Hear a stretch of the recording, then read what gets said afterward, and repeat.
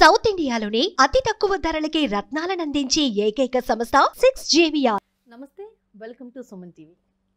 చరిత్రలో నిలిచిపోయేలా కూడా పిఠాపురంలో జనసేన అధినేత పవన్ కళ్యాణ్ నామినేషన్ కార్యక్రమం అయితే జరగడం జరిగింది.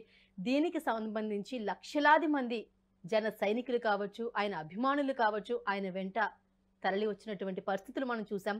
అయితే దీనికి సంబంధించి మనతో మాట్లాడడానికి ప్రముఖ రాజకీయ విశ్లేషకులు చందు శ్రీనివాస్ గారు ఉన్నారు. నమస్తే చందు శ్రీనివాస్ గారు. నమస్కారం అండి. పిఠాపురంలో నిన్న మనం చూసుకున్నట్లయితే పండగ వాతావరణమే కనిపించింది. పాదగయ సాక్షిగా పవన్ కళ్యాణ్ వేసినటువంటి నామినేషన్ కార్యక్రమానికి లక్షలాది మంది ప్రజలు అక్కడికి తరలి రావడం జరిగింది అని కూడా మనం వార్తల్లో చూసాం, పేపర్లో చూసాం. ఎక్కడ చూసినా అదే మాట. మీరు అక్కడికి వెళ్ళారు, మీరు చూశారు ప్రత్యక్షంగా. మీ అనుభవం ఏంటి, మీ అభిప్రాయం ఏంటి? డెఫినెట్గా అండి. నేను అంటే ఒక రాజకీయ నాయకుడిగా ఆయన దశాబ్దం పైన తెలుగు రాష్ట్రాల్లో రాజకీయాలు ఉన్నాడు. అదేవిధంగా మోదీ గారి మన్ననలు పొందాడు. ఎలా ఉంటుంది అసలు ప్రజల ఉద్దేశంతో మేము వేరే పని మీద కాకినాడ దాకా వెళ్ళినప్పుడు అక్కడ దగ్గరే కాబట్టి 13 కిలోమీటర్ల దూరంలో పిఠాపురం వెళ్ళాం. గొల్లప్రోల్ నుంచి స్టార్ట్ అవుద్ది 9:30కి అన్నారు. నిజంగా చూస్తే 13 కిలోమీటర్లు బైపాస్ రోడ్డుకు అటు ఇటు 1,50,000 నుంచి 2 లక్షల మంది ఉంటారండి జనం. అంటే కళ్ళు అంటే 4 వీలర్ సెంటర్స్ లేదు, ఓన్లీ 2 వీలర్సే. జనం ముఖ్యంగా మహిళలు కూడా ఇంట్లో ఎవరు కూడా ఉండలా, వాళ్ళ పిల్లలతో సహా కాలేజ్ స్టూడెంట్స్ కావచ్చు, మహిళలు కావచ్చు. ఆ జనం నేను అసలు ఎక్స్పెక్ట్ చేయాల. అంటే కూటమి పోలరైజేషన్ కావాలి, ఇది టీడీపీ నుంచి జనసేన కానీ మనం ఎప్పుడు మాట్లాడుకుంటాం. ముఖ్యంగా ఉభయ గోదావరి జిల్లాలో 34 కాన్స్టిట్యున్సీలు ఒక్క సీటు కూడా వైసీపీని గెలవనేనని చెప్పేసి ప్రతిజ్ఞ పూనాడు. వారాహయాత్ర మనం చూసాం. అటువంటి వ్యక్తి తన కసి, తన పట్టుదల, అంటే గోదావరి జిల్లాలో మీరు చూస్తే కనుకండి, మీరు చాలా దశాబ్దం పైన రాజకీయాలు చూస్తూ ఉన్నారు. గోదావరి జిల్లాలో ఎవరైతే డిసైడ్ చేస్తారో ఎక్కువ మెజార్టీ సీట్లు వస్తే వాళ్ళే అధికారంలో వస్తారు. అది స్పష్టంగా కనపడింది. అంటే పవన్ కళ్యాణ్ నిజంగా ప్రజలు అంత ఆదరణ ఉందా అంటే నిజమే. 44 డిగ్రీల ఎండండి. నేను ఒక 4 వీలర్ లేకపోతే 2 వీలర్లో ఒక మిత్రుడు బండి మీద వెళ్తే గొల్లప్రోల్ నుంచి చూస్తే అప్పుడు ఇక్కడ మీరు అన్నట్టు పాదగాయ క్షేత్రం అక్కడ పక్కన ఎంపీడీ ఆఫీసులో నామినేషన్ వేయటం. ఈ 13 కిలోమీటర్లలో ఆ జనం చూస్తే అండి అస్సలు ఇసుకేస్తారు వాళ్ళంత జనం. చరిత్రలో ఏ నాయకుడికి కూడా అంత జనం వచ్చి ఉండరు. అంటే తను వాలంటరీగా, ముఖ్యంగా యూత్ చాలామంది జనం వస్తున్నారు, ఓటు వేయరు అని అనుకుంటున్నారు కదా. ఈసారి అలా కాదు ఆయనకి. అంటే ఆ ప్రజాదరణ పిఠాపురంలో గతంలో 2 ప్లేసుల్లో గాజువాక, భీమవరంలో పోటీ చేశాడు, ఓడిపోయాడు. అంటే ప్రతిపక్షాలు ప్యాకేజ్ స్టారు, మ్యారేజ్ స్టార్ రకరకాల విమర్శించిన ఈ నేపథ్యంలో ముఖ్యంగా ఆయన అభిమానులు కావచ్చు, ఆయన నవతరం రాజకీయాలు కోరుకుంటున్న ఆయనతో పాటు నడిచే కార్యకర్తలు కావచ్చు, న్యూట్రల్ పర్సన్ ముసలి వాళ్ళు కూడా రోడ్డు మీదకి వచ్చారండి. అంటే పోలీసులు కంట్రోల్ చేయడం కూడా వాళ్ళు అలా కాదు. పవన్ కళ్యాణ్ అంటే యూత్ ఫాలోయింగ్ ఎక్కువ ఉంటుంది అనుకుంటారు, కానీ నిన్న పరిస్థితి చూస్తే వయసుతో సంబంధం లేదు, ఆడ మగ అన్న భేదం లేదు, అందరూ వచ్చినటువంటి సిచ్యువేషన్ వచ్చారు. ప్రతి గ్రామానండి, ప్రతి అడుగడుగున ఆయనకి నీరాజనాలు హారతి పలుకుతున్నారు.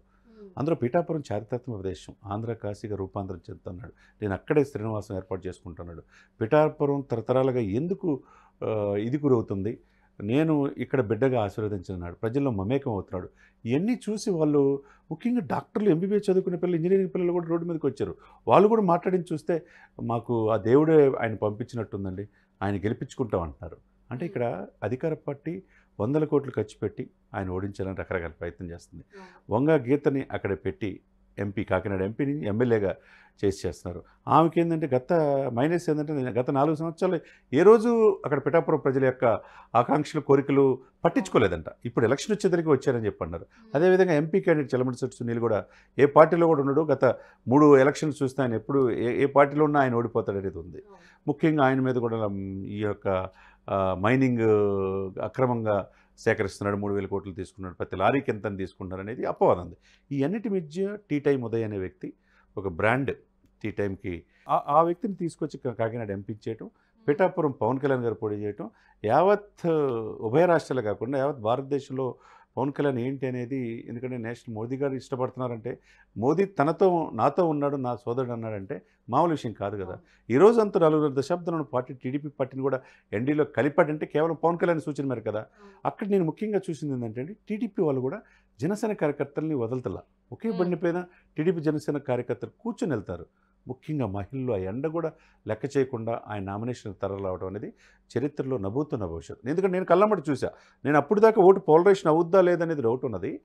అది డెఫినెట్గా 100% ఈ 21 స్థానాలు గెలిపించుకోవడంలో జనసేన కార్యకర్తలు టీడీపీ వాళ్ళు సిద్ధంగా ఉన్నారు. అదేవిధంగా 2 ఎంపీలు కాకినాడ, మచిలీపట్నం. అదేవిధంగా టీడీపీ పోటీ చేసిన 144 స్థానాలు 17 ఎంపీలు. అదేవిధంగా బీజేపీ పోటీ చేసే 10 ఎమ్మెల్యేలు 6 ఎంపీ స్థానాలు. ఇవన్నిటికీ ఇదే కనుక ఇది పవన్ కళ్యాణ్ యొక్క ఈ చరిష్మా ఉభయ గోదావరి జిల్లాలో ఉందంటే ఆటోమేటిక్గా మిగతా కోస్తా రాయలసీమలో కూడా ఉంటుంది. ఇదే కనుక కంటిన్యూ అయితే పవన్ కళ్యాణ్ ప్రామినెంట్ ప్రజలు అలానే ఇచ్చేసి టీడీపీ కార్యకర్తలు టీడీపీ నాయకులు కూడా ఆయన ప్రాధాన్యతని రేపు పవర్ షేరింగ్ పాయింట్ ఆఫ్ వ్యూలో కూడా ఆయన పవన్ కళ్యాణ్ ఉంటాడనే ఇది మనం కలిగించినట్టయితే ఈ కూటమి డెఫినెట్గా 100 పైన సీట్లతో అధికారంలో వచ్చే అవకాశాలు స్పష్టంగా కనబడతాయి. అయితే అక్కడ వర్మ గారి గురించి కూడా మనం మాట్లాడుకోవాలి. టీడీపీ గత కొన్ని సంవత్సరాలుగా ఆయనకంటూ అక్కడ ఒక మార్క్ ఉంది, ఆయనకంటూ ఒక సెపరేట్ ఫ్యాన్ బేస్ ఉంది, కార్యకర్తలు ఉన్నారు. ఆయన పవన్ కళ్యాణ్ గారికి సపోర్ట్ చేస్తున్నారు. ఈసారి ఆయన సీటు రాలేకపోయినా, ఆయనకి ఇవ్వకపోయినా, ఏం జరిగినా కూడా ఆయన పవన్ కళ్యాణ్ గారికి సపోర్ట్ చేస్తూ ఉన్నారు. కానీ ఆయన వెంట నడిచే కార్యకర్తలు కావచ్చు, ఆయన అభిమానులు కావచ్చు, వాళ్ళు ఎంతవరకు పవన్ కళ్యాణ్ గారికి సపోర్ట్ చేస్తున్నారంటారు? డెఫినెట్గా ఈ సభ అయిపోయిన తర్వాత ఎండలో కూడా మండుటెండలో వచ్చారు లక్షలాది మంది జనం. అది అయిపోయిన తర్వాత ఉప్పాడ బీచ్ దాని తర్వాత ఆ విలేజ్లో సభ జరిగింది. దానికి కూడా వేలాది మంది వచ్చారు, ముఖ్యంగా మత్స్యకారులు, తర్వాత వీవర్స్, ఉప్పాడ పట్టుచీర మనం చూసాం కదా. ఈ యొక్క అక్కడ మీ స్పీచ్ చెప్పేటప్పుడు ది బెస్ట్ స్పీచ్ వర్మ గారు చాలా చక్కగా చెప్పాడు. నేను ఎందుకు పవన్ కళ్యాణ్ గారు ఈరోజు మద్దతు ఇస్తున్నాను, పవన్ కళ్యాణ్ లాంటి స్వచ్ఛమైన రాజకీయ నాయకుడు ఈ రాష్ట్రానికి కావాలి, అది జగన్మోహన్ రెడ్డి కాదు. కష్టాలు ఉన్నప్పుడు మా పార్టీ అధినేతని దాని నుంచి బయటపడేసిన వ్యక్తి పవన్ కళ్యాణ్. ఈ రోజు ఆయన పోటీ చేస్తున్నాడు, ఆయన గెలిపించుకోవాలని ఆవశ్యకత ఉందని చెప్పాడు. టీడీపీలో ఆ గ్రాటిట్యూడ్ ఖచ్చితంగా కనిపిస్తుంది అందరిలో. అదేవిధంగా వంగా గీత గారు ఏ రోజు కరోనా బాధితులు పట్టించుకోలేదంట. చలమల సుట్టి సునీల్ కానీ వంగా గీత కానీ. ఈయన ఒక్కొక్క ఫ్యామిలీకి 50 కేజీలు బియ్యం ఇచ్చాడంట, సొంత డబ్బు ఖర్చు పెట్టి. మీరు అనుకున్నట్టు అక్కడ వర్మ గారికి ఒక మంచి ఇది ఉందండి అక్కడ.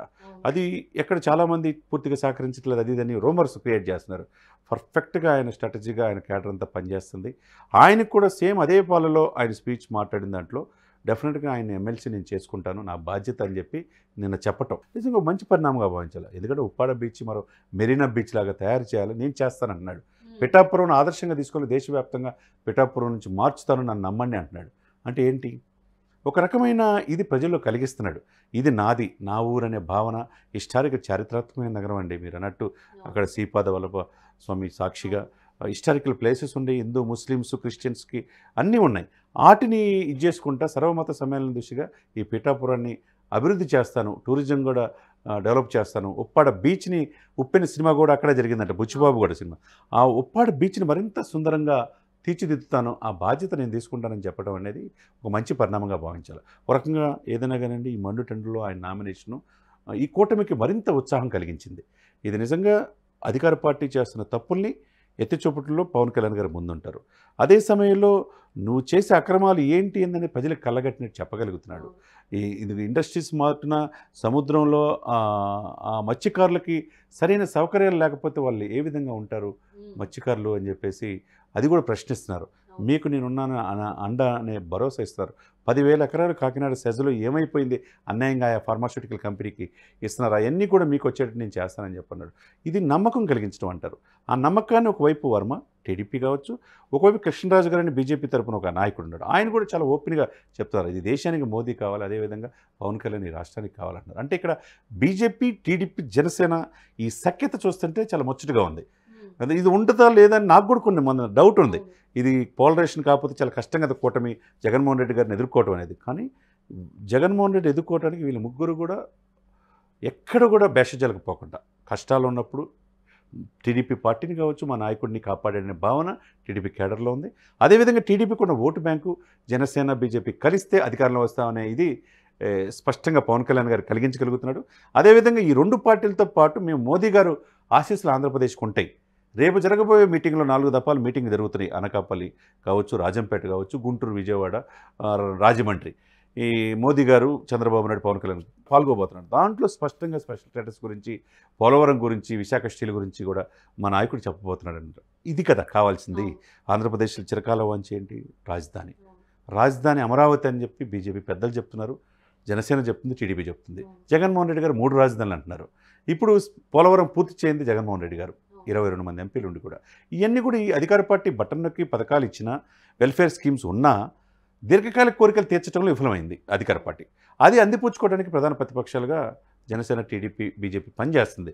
దాంట్లో పవన్ కళ్యాణ్ ఫేస్ వాల్యూ, ఆయన ఒక గేమ్ చేంజర్గా ఆయన పరిణితి చెందుతున్న మండు టెండర్లో ఆయన ఒక మంచి జీవితాన్ని కూడా వదిలేసుకొని ఆంధ్రప్రదేశ్ ప్రజల కోసం ముఖ్యంగా అక్కడ ఆయన తీసుకున్న ప్రతి స్టెప్ కూడా ప్రజలు ఆహ్వానిస్తున్నారు అనమాట. చాలా మంది నిజంగానే ఆయన నిజాయితీని ఎక్కువ మంది యాక్సెప్ట్ చేస్తూ ఉన్నారు, వెల్కమ్ చేస్తూ ఉన్నారు, ఉప్పెనలా ఆయన వెంట నడుస్తూ ఉన్నారు. ఇది రాబోయే ఎలక్షన్స్లో ఓటుగా మారుతుందా ఏమవుతుంది అనేది చెప్పలేం. డెఫినెట్గా అంటే ప్రజల్లో ఆ ఉత్సుకత చూస్తుంటే ఒకప్పుడు జనం వస్తున్నారు కానీ ఓట్లు లేరు అనే భావన ఉంది. కానీ ఈసారి ఓటు వేసి ఆయన గెలిపించుకుంటాం అనేది అది కలిగిస్తున్నారు. అదే కనుక జరిగితే ఈ కూటమికి అఖండ మెజార్టీతో అధికారంలో వచ్చే అవకాశాలు స్పష్టంగా ఉన్నాయి. రైట్ చంద్ర శ్రీనివాస్ గారు, థ్యాంక్ యూ అండి. ఖచ్చితంగా ఈ అభిమానం ఓటుగా మారాలని అయితే కోరుకుందాం. Thank you so much. Suman టీవీలో మీ పర్సనల్ అండ్ బిజినెస్ ప్రమోషన్స్ కోసం కింది నెంబర్కి కాంటాక్ట్ చేయండి.